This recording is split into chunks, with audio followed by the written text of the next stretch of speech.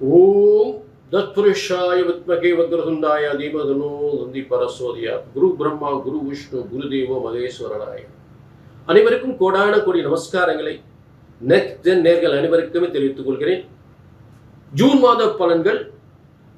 இந்த ஜூன் மாதம் என்பது ஜனவரி முதல் 6வது மாதமாக வரக்கூடிய ஒரு சிறந்த மாதம், வெற்றி மாதம் என்று சொல்லக்கூடியது. நல்ல திருமண வாழ்க்கை ஏற்படக்கூடியது, திருமண வாழ்க்கை ஏற்பட்ட பிரச்சனைகள் சேரக்கூடியது. இது 6ஆம் எண் என்பது சுக்கிரனுடைய அதிகாரம். ஆக நிறைய பேர் கோடீஸ்வரர்களாக லட்சாதிபதியாக ஆகக்கூடியது. அடிக்குது பாரு சுக்கிர திசை அப்படின்னு சொல்லக்கூடிய 6ஆம் எண்ணுக்குரிய மாதம், சுக்கிரன் அதிகாரம் பெற்ற மாதம். அப்படிப்பட்ட ஒரு சிறந்த மாதம், எல்லாருக்குமே ஒரு சிறந்த நன்மைகளை யோகங்களை செய்யக்கூடிய சிறந்த மாதமாக அமையப் போகிறது இந்த ஜூன் மாதம். புரிஞ்சுட்டீங்களா? ரொம்ப அற்புதமான மாதம் அமையிருக்கு, அதில் மாற்றமே இல்லை. புரிஞ்சுட்டீங்களா? இப்போ ஜூன் 1 முதல் ஜூன் 30 வரை, வைகாசி 18 முதல் ஆனி 16 வரை. புரிஞ்சுட்டீங்களா? ஆக இப்போ இதற்குரிய ஒரு சிறந்த பலன்களை நம்ம தெளிவாக பார்க்க போகிறோம். அதே நேரத்தில் இது ஒரு தனிப்பட்ட பலன் அல்ல, பொதுவான பலன். இது பொது பலன். கோடிக்கணக்கான பேருக்கு, மேசராசியில் கோடிக்கணக்கான பேருக்கு சொல்லப்படுகின்ற பொதுவான பலன். ஆனால் உங்கள் ஒவ்வொருவருக்கும் ஒரு தனிப்பட்ட லக்னம் இருக்கும், ஒவ்வொருத்தருக்கும் ஒரு லக்னம். ராசி என்பது பொது, மேசராசியில் கோடிக்கணக்கான. ஆனால் அவங்களுக்கு லக்னம் வேறு வேறு லக்னமாக இருக்கும், வேறு வேறு திசை நடக்கும். சனி திசை நடக்கும், புதன் திசை நடக்கும், சுக்கிர திசை நடக்கும், ராகு திசை நடக்கும். அந்த திசைக்கு ஏற்றவாறு பலன்கள் இந்த கிரக அமைப்புக்கு அதுக்கு ஒத்து போகணும். உங்களுக்கு நடக்கிற தசாபுத்திகளுக்கும் நான் சொல்லக்கூடிய இந்த கிரக அமைப்புகளுக்கும் 2 ஃப்ரெண்ட்ஷிப்பாக இருக்கணும். அப்படின்னா உங்கள் பலன்கள் சக்ஸஸ்ஃபுல்லாக உங்களுக்கு அமையும். அதனால தான் சுய ஜாதகத்தை பார்த்து கொள்ள வேண்டும்.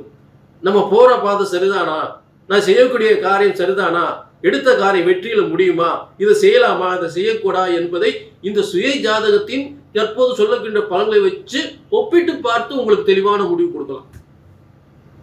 புரிஞ்சுட்டீங்களா? இப்போ மேசம் முதல் நம்ம மீன வரை எல்லாருக்கும் ஜூன் மாத பலன்கள், வெற்றி மாதம், வெற்றி மாதத்தின் பலன்களை சிறப்பாக பார்க்க போகிறோம். கீழே உள்ள அப்பாயின்மெண்ட் வாங்கணும், உங்கள் தனிப்பட்ட ஜாதகத்தை பார்க்கணும், கீழே நம்பர் இருக்குது. அதுக்கு முன்னாடி சொல்லக்கூடிய வார்த்தை ஒரே ஒரு வார்த்தை, நல்ல கவனிங்க. இது ஜோதிட சாஸ்திரம். ஜோதிட சாஸ்திரம் என்பது மனிதன் தன் இஷ்டத்துக்கு உருவாக்கியதல்ல. ஆண்டவன் போட்ட முடிச்சு, ஆண்டவன் போட்ட தலையெழுத்து, பிரம்மன் போட்ட தலையெழுத்து, பிரம்மனால் உருவாக்கப்பட்ட தலையெழுத்து ஒருபோதும் தப்புவதில்லை, தவறுவதில்லை.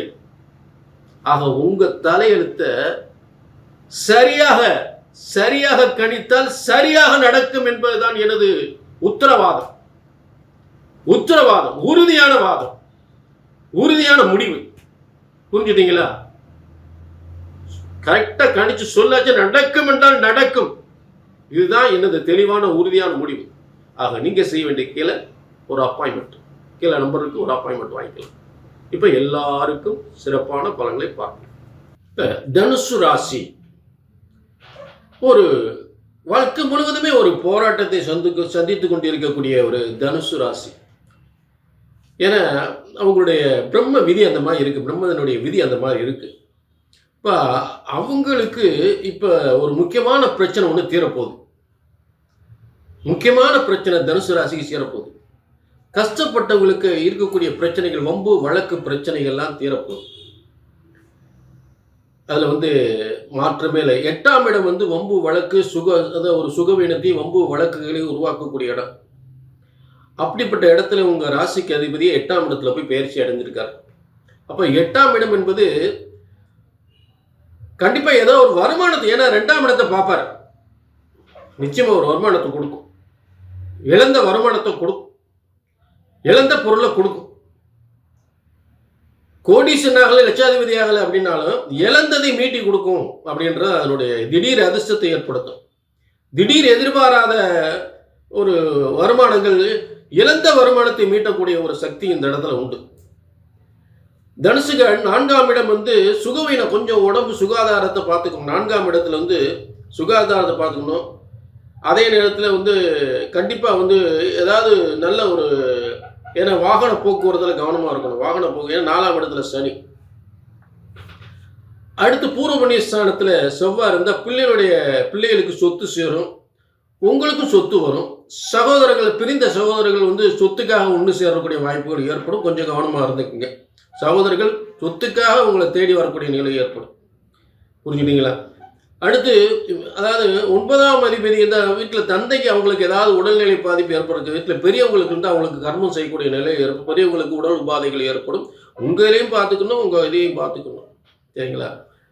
இப்போ இந்த அடுத்ததாக சுக்கிரன் வந்து 6ஆம் இடத்துல இருக்கக்கூடியது வந்து பார்த்தீங்கன்னா, கணவன் மனைவிக்குள்ள பிரச்சனைகள் கொஞ்சம் நீடிக்கக்கூடிய நிலை இருந்தாலும் அது வெற்றி பெறுவதற்கான வாய்ப்புகள். ஏன்னா அவரே வந்து 11ஆம் அதிபதி ஆகி 7ஆம் இடத்துல இருக்கிறதா பிரச்சனைகளை ஏற்படுத்தி வெற்றியை ஏற்படுத்துவார்.